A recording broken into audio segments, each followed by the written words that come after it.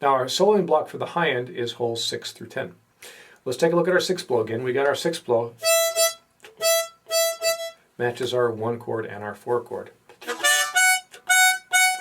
And our 6th draw matches the 1 chord, or 5 chord, excuse me. What about the 7th hole? Look at the 7th hole. 7 draw is the major third of the 1 chord, that's B.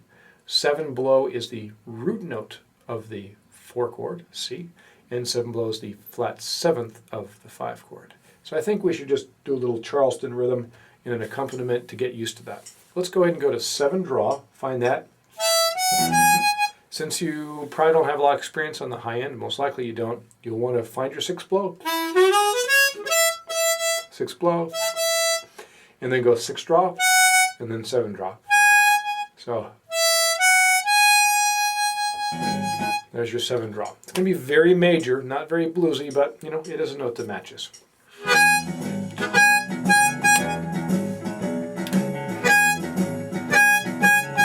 Blow for the 4 chord. Back to draw for the 1 chord. Blow for the 5. Blow for the 4. Back to draw. So what I would do then is to play holes 6 and 7 as a soloing block first to get used to that, what can be an awkward, what some people would call as the bridge on the harmonica. It's where it flips. Your blows are lower than your draws on 1 through 6, and now your blows are higher than your draws on holes 7 through 10.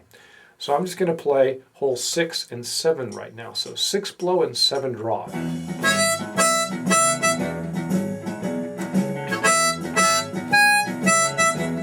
Now both blows. 6 blow, 7 draw. 6 draw. 6 blow. 6 blow. So my goal is just to get to know those 2 notes without hitting clunkers.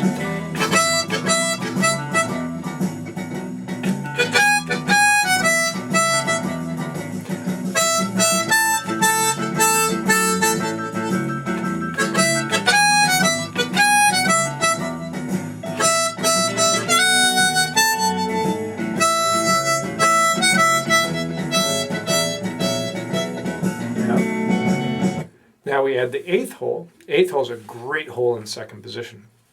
8 draw is the 5th of the 1 chord. 8 draw, a lot of holes being thrown out there. 8 draw is the 5th of the 1 chord. And then when you blow, you get the 3rd, the major 3rd of the 4 chord, same as 2 blow and 5 blow. And when you draw, you get the root note of the 5 chord. It's a great note and one of our best notes on the high end for improvising. So let's experiment with that. Let's start with 8 draw. Here we go.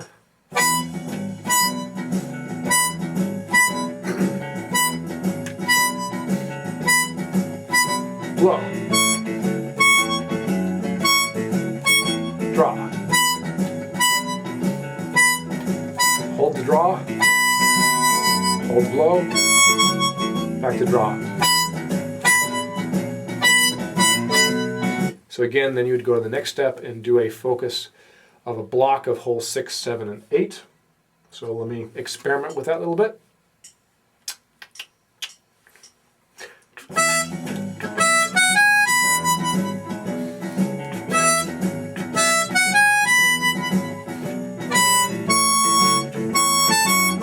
All blows for the 4 chord, right?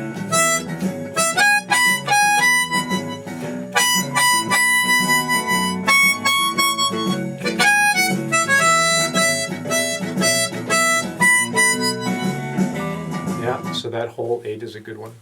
Hole 9, 9 blow is G, that's the root note. 9 draw is the flat 7th, F. For the 4 chord, just 9 blow again, that's the 5th of the 4 chord. And then for our 5 chord, it would be 9 blow half step bend. Does anyone use it? I haven't heard it yet. Maybe you could be the first.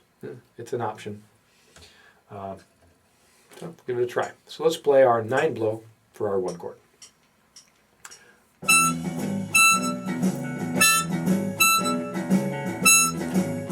Draw, back to blow.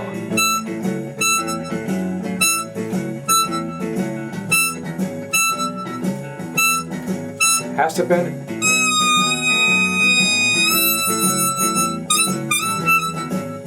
Maybe that's why no one uses it. It doesn't sound very good. So anyways, technically it's available, but no one's going to use it. Just move to the 8th draw. It's a great sounding note. What about the 10th hole? Yeah, say the 10 blow half step bend is listed. Man, no one uses that.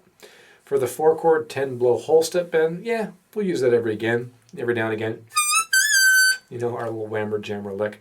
And actually that 10 blow whole step bend works fine for the 1 chord too, because that's our flat third. Then for the 5 chord, actually 10 draw and 10 blow sound pretty decent.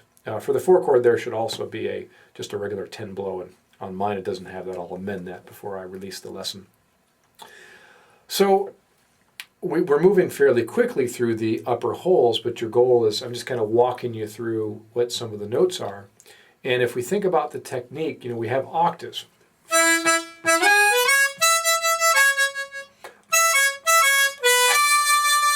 5-hole octaves. It's not an easy technique. That's for our most advanced players, but hey, that sounds good. If you're playing on the high end, slaps.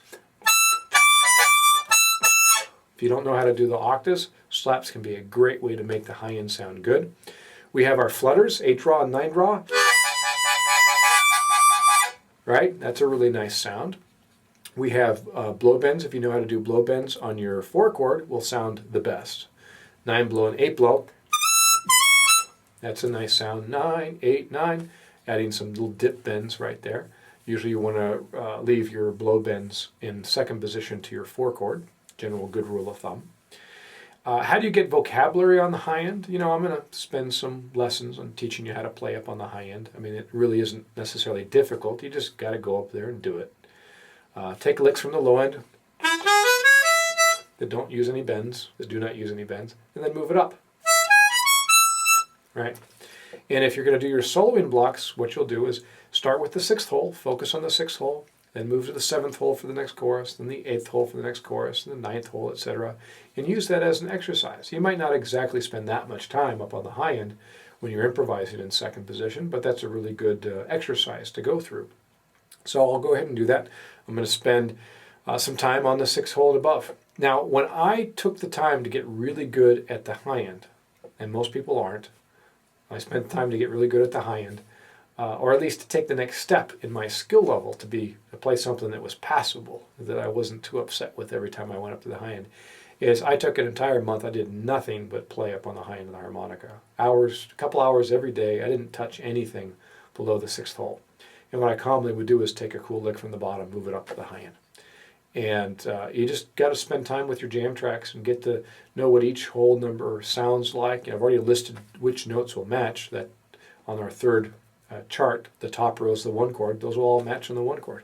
The second row is the 4 chord. Those will all match for the 4 chord, etc. for the 5 chord. So, I'm giving the notes that match, but the goal is to get something that sounds good, that sounds inspired. And here's the challenging part. There is really not much playing up in the high end for us to copy. So that's why a lot of harmonica players just, even though they want to get good at the high end, tend not to because they don't have something out there to copy. Well, you got to create your own. This is an area where you got to forge a little bit more. So I'm going to improvise a little bit. I'll start on the 6th hole. And I'm going to try to kind of stay mostly to the 6th hole.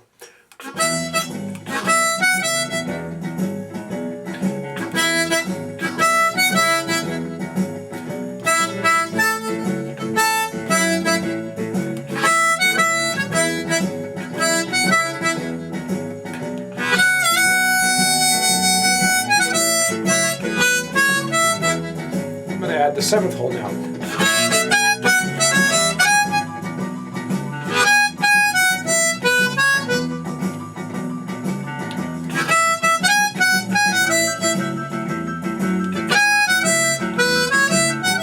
I'll put a little bit of low end, but I'm trying not to spend too much time there.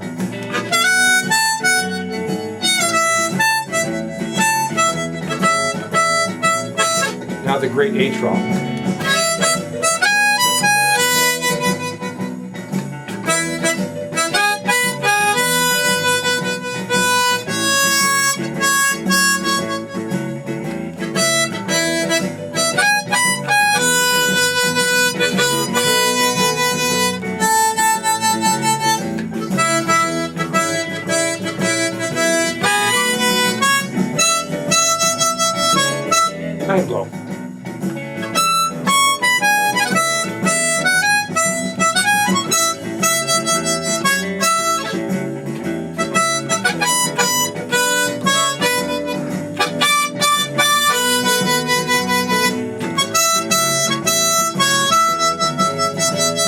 I'll add some 10 little pieces.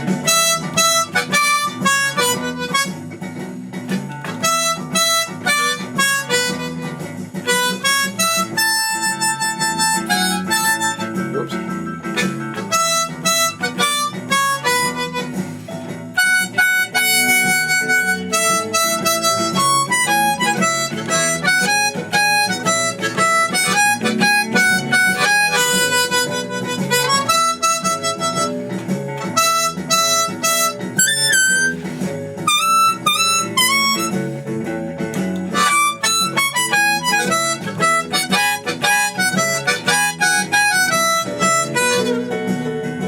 Anyways, you get the idea. I'm just doing my best to make it sound good, and it's challenging up on the high end. You know that but tongue block study number 5, Blues for Paul DeLay, deals with the high end of the harmonica.